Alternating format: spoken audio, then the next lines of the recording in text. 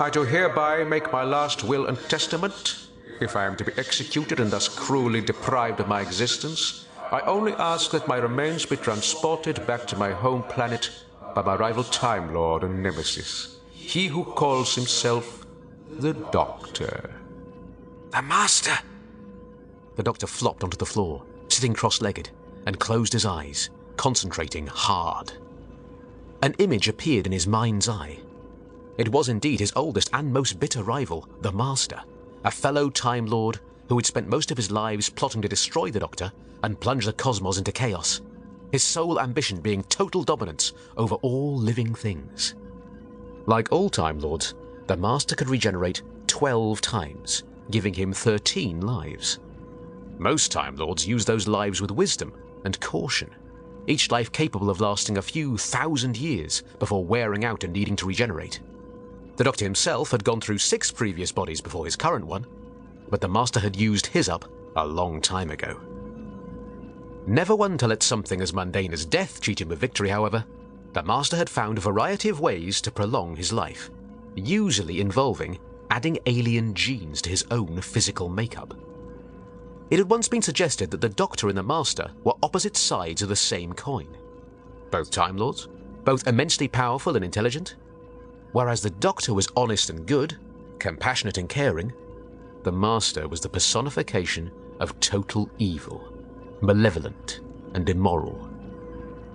Yet now the Master appeared to be in some sort of danger so fearsome that he was using his last reserves of mental energy to contact the home he had rejected, in an effort to reach out to his greatest enemy.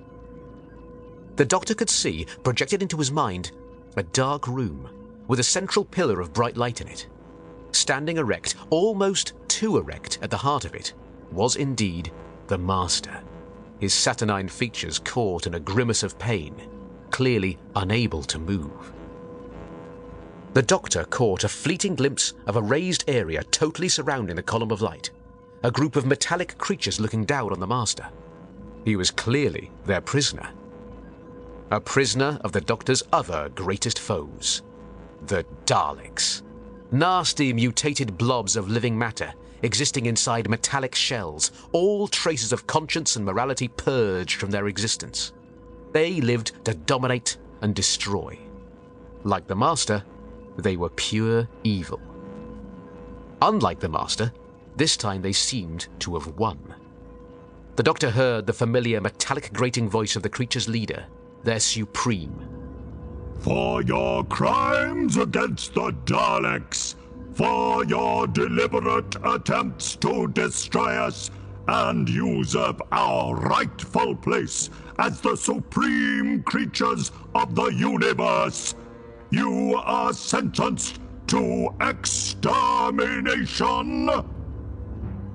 The Supreme began listing the Master's crimes against the Daleks, citing various times they had joined forces, only for the Master to betray them at the last moment when it looked as if he was in danger of sacrificing his own being for their cause.